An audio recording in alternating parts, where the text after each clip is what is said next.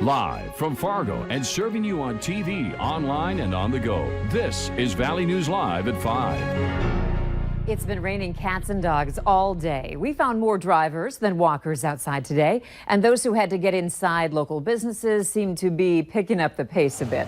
Let's find out if these showers will continue into the evening. Here's Justin with your no-wait weather.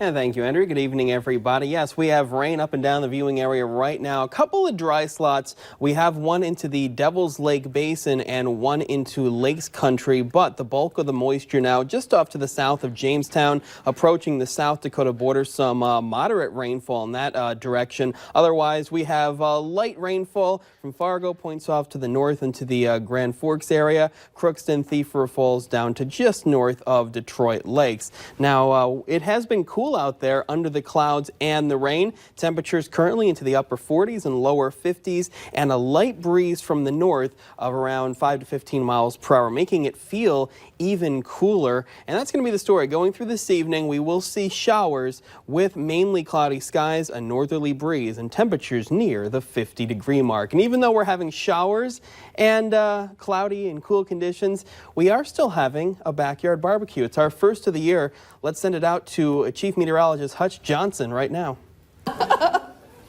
All right, Justin Fanfarelli, thank you so much. I'll tell you what, first backyard barbecue of the season. Our friends at Cashwise are here out in the drizzle drops. At least the rain isn't as heavy as it was throughout the day today. And Shirley Sorensen, our first winner of the year. Shirley, where did you sign up? I signed up at 13th Avenue. Oh, very good. And do you know where in the store you went to so others that may want to sign up can know where they can go to sign up to be a big winner too? I wonder if it's right as you walk in, isn't it? Or is it right in the meat? Or yeah, right in the meat department, I believe. So okay. Yeah, head over to your local Cashwise, sign up. We'd love to be in your backyard this summer, and maybe we'll have one or two warmer days than this, but you got nice space here. Well, thank you. Okay, who'd you invite? You've got all kinds of people sitting here that all brought an appetite. Oh, I have a lot of relatives. Okay, well, all the bunch. relatives, are you all hungry? Yeah. Okay, and the steaks just went on the grill, so we're looking forward to those. Also, just so you know, if you sign up for the Cashwise Backyard Barbecue, Cashwise brings everything. They got the meat. They also bring all of the extras, the goodies, and even a watermelon here that I'm going to have handed to me by Shirley here. Let me see that watermelon. It seems early for watermelon, but I'm telling you what, it looks good. So get over to Cashwise, sign up to be a backyard barbecue winner. We'd love to be in your backyard this year, but for now, I can hear the sizzle happening. So we'll toss it back to you in the studio, and we'll check back in a little later with our friends at Cashwise to see what they have for the big holiday weekend ahead. All right, for sounds you. good. Thank you, Hutch. After an investigation into a reported knife threat at Carl Ben Eielson Middle School yesterday, Fargo police are now saying the issue has been resolved. The school says the threat was sent via Snapchat in a conversation between students. Fargo police investigated the threat, worked with each family individually, and then completed a report for disorderly conduct. School administration and police officers met the student before they entered the school and did not find a knife. School leaders are working with the student and family on disciplinary action.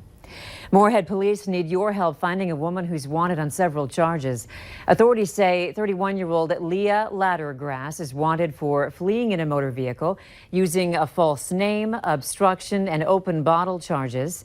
You can go to our website to see her mugshot. If you recognize her, Moorhead police want to hear from you.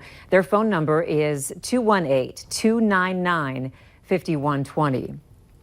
School zone speeders, beware. West Fargo's finest is adding extra patrols to catch unsafe drivers. Valley News Team's education reporter Veronica Marshall has the details.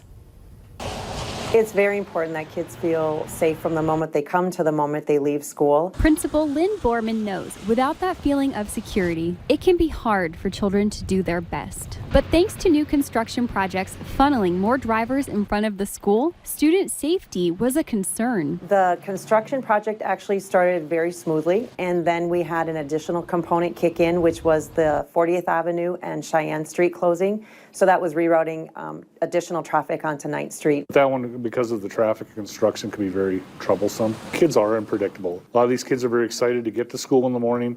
They're ready to get there, and sometimes they don't think about looking for traffic before they step out into the street. Now, some educators and parents are praising West Fargo's finest for easing their fears. The West Fargo Police Department has increased its presence near the school in the morning to help students feel safe and to hand out warnings and citations for drivers. I think it kind of puts people's minds at ease a little bit, and also is just a nice visual reminder to have drivers slow down and remember that student safety first. I've talked to several people in the mornings, been there. I'm typically running radar when I'm standing there as well in the morning. He's been wonderful. He's actually been the lead of our whole police department and has single-handedly gone into the crosswalk area to be greeting and safely escorting kids to and from the sides of the street, allowing students to have a safe start to their day. In West Fargo, Veronica Marshall, Valley News Live.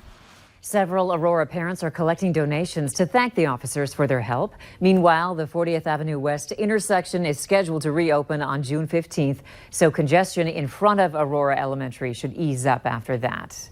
Attorney Michael Avenatti has been charged with defrauding his former client, Stormy Daniels.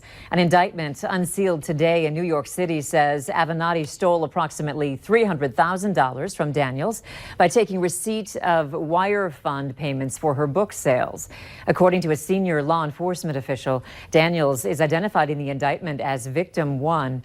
The indictment also says that Avenatti spent some of the money on trips, travel, dry cleaning, $56,000 in payroll for his firm, and even a lease payment for his Ferrari. In addition, Avenatti was indicted on charges that he tried to extort millions of dollars from Nike.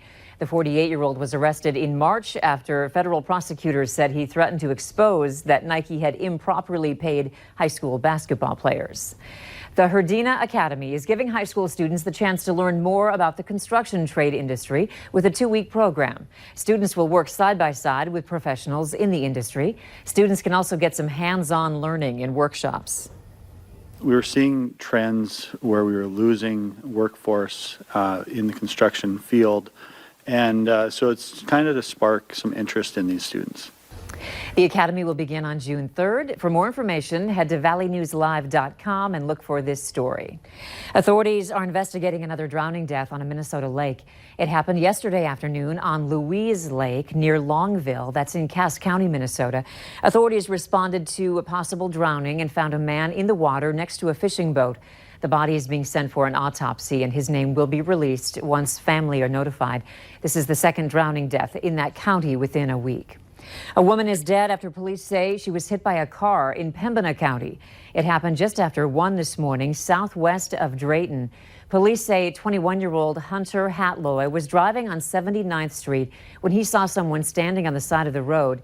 Hatloy swerved and then hit 44-year-old Cami Leland, who was standing on the other side of the road. Leland was pronounced dead on the scene.